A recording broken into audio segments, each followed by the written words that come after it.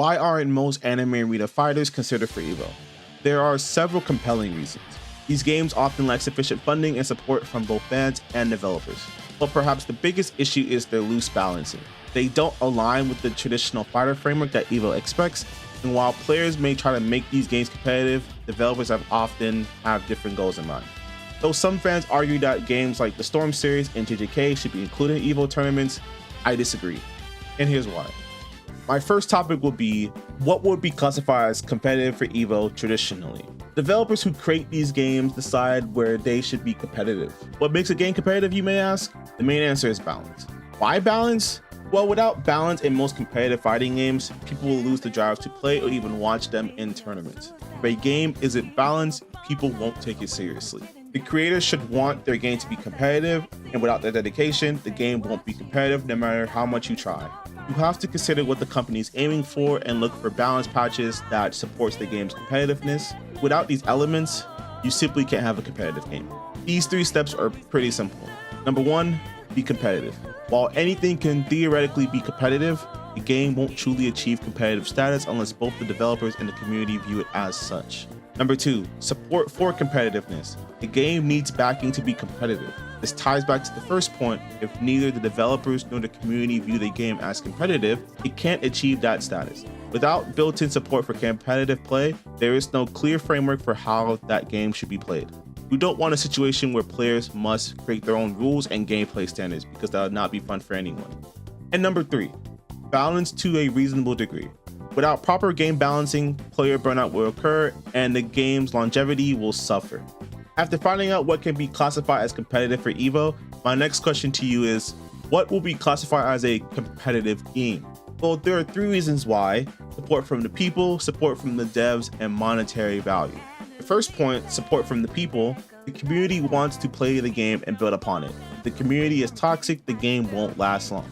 It will retain that same player base, scare away newcomers who want to learn, and ultimately the game will die off. The second point, support from the developers. A game can't thrive without developer support. While community support creates the scene, developers decide the rules, pacing, and balance of the game. If developers neglect one or more of these key aspects, the game won't be classified as competitive. You can't have a tournament-ready game without the backing of its creators. And the final point, monetary value. Without investment, there is no drive. Most fighting game tournaments offer prize pools for winners thanks to sponsors who invest. Without these financial backers to keep the game alive, it will fade away. Now that we understand the definition of competitive in EVO terms and the classification of a competitive game, you might wonder, if we have all these elements, why can't an anime arena be considered by EVO? Let me explain that. First, let's define a traditional fighting game.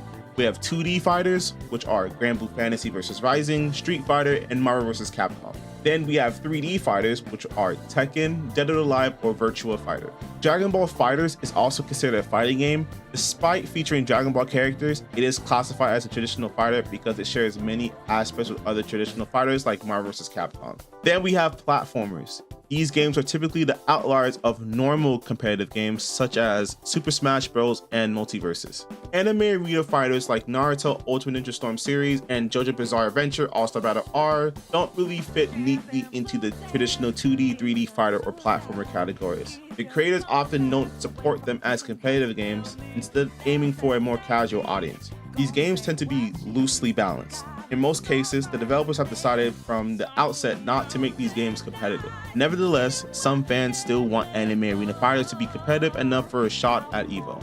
Currently, Sparking is the only arena fighting game that has outsold Call of Duty at launch.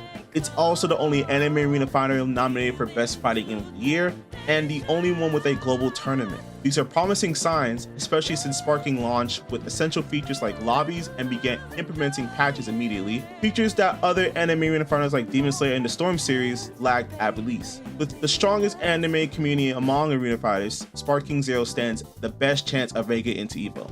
Now, if you're asking about my personal opinions on why most anime arenas shouldn't be considered for EVO as of now, it's mainly because of how most developers treat their games. Many anime arenas like JJK and the Storm series have had really poor balancing patches for most characters, while other characters aren't used at all. Most game devs didn't even make their games functional to begin with. For example, JJK Cursed Clash had lag issues, wasn't designed to be competitive, lacked backing, and took forever to patch things that should have been patched on day one.